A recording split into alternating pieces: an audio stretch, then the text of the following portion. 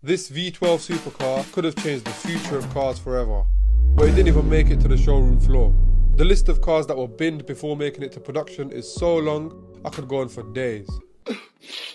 One of the most saddening cancellations has to be the original BMW M8.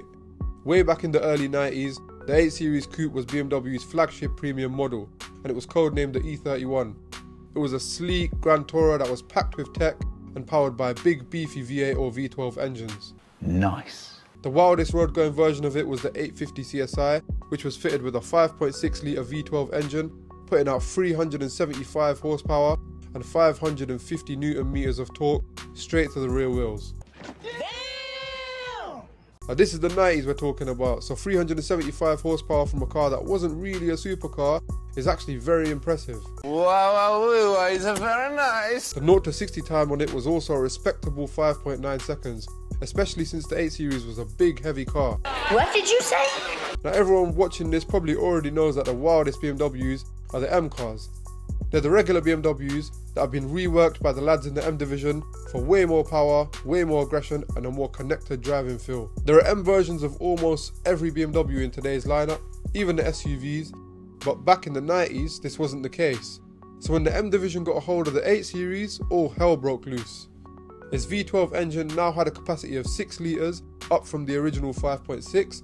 It also had individual throttle bodies and a whole bunch of other technical improvements, meaning that the M8 was putting out a ridiculous 640 horsepower. Now in today's world of 1000 horsepower this and 1500 horsepower that, 640 horsepower sounds normal. The baddest supercar of the time, the Lamborghini Diablo, only had 485 horsepower.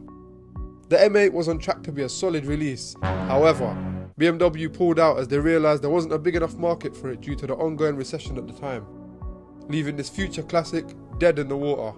This car would have been a benchmark in fast, comfortable cars for years if it was produced. Now speaking of fast and comfortable, these days, new Range Rovers are all about luxury, speed, comfort and a ton of off-road tech that barely any Range Rover owners will actually use. But what if you didn't want a normal Range Rover that all the other half-rich people drive? You want one that stands out, where you could have gone for a limited edition, mega high-spec Range Rover SV Coupe that pays homage to the original Range Rover, the Range Rover Classic, by having a two-door coupe-style body shape. The Range Rover SV Coupe was based on the L405 Range Rover SV autobiography, but it had a focus on using the best materials and some custom designing to make this model stand out. And being that it was an SV, it had the 5 litre supercharged V8 from the SV autobiography, and it was set to cost a measly $295,000. What a bargain. Wow. 2 less doors, 200 grand more. Sounds like a deal to me. But Land Rover were having deep financial troubles and they decided to pull the plug right at the very end. Some of the customers had even paid deposits. One of the first shorts I made on this channel was about this car, and the views I got off that video actually gave me the confidence boost to continue. Now I love a Range Rover, but Land Rover 100% dodged the bullet skipping this. Their 5 litre supercharged engine is known for its crap reliability, and considering it was an L405 Range Rover, you know at least half of the SUV coupes would have been nicked. Luxury cars weren't the only ones getting the axe. See, back in 2008, the Audi R8 had already been out for about a year or two, and it was doing pretty well.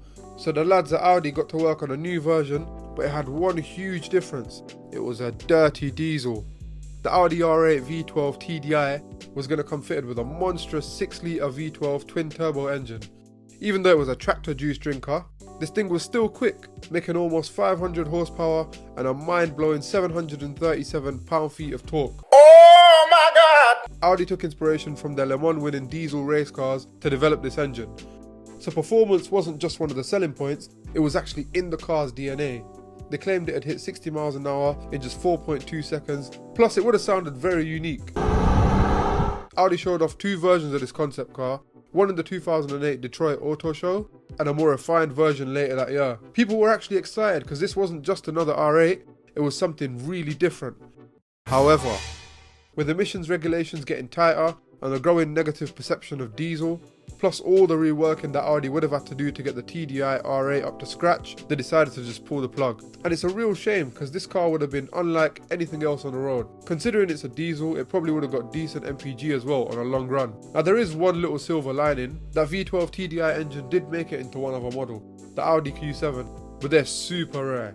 So even if you did want one, you'd have a hard time finding it. Audi missed a bit of a masterpiece here. And since diesel gets so much hate, we'll probably never see anything like this on the roads ever. No! God, please, no! Limited edition supercars in general are rare, but one car that isn't is the Volkswagen Golf R. And when we start talking about hot hatches, the Bradford in me gets activated.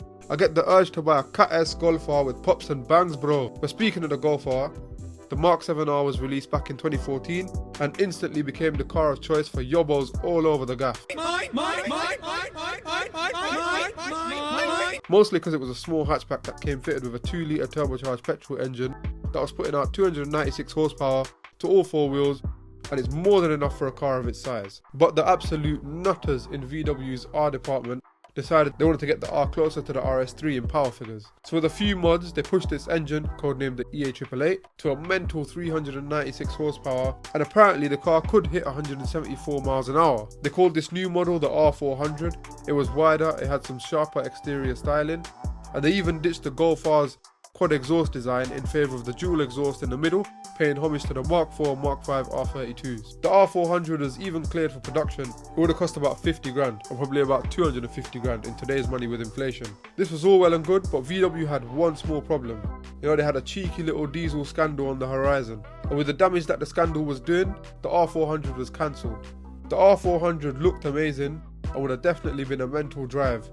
But since then, we've seen Golf Rs all over YouTube pushing over 500 horsepower. And with that being said, it seems like they did miss a masterpiece here, because it would have sold even though they had a scandal going on, and people more or less ended up modding their regular Golf Rs to get past the R400's level anyway.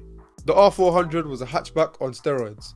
Lamborghini, on the other hand, had another idea in mind. See, Lamborghini makes some of the wildest road legal cars that you can buy. But back in 2008, they were riding high off the success that they had with the V10 Gallardo, so Lamborghini decided to unveil another special concept car, something that they'd never actually done before.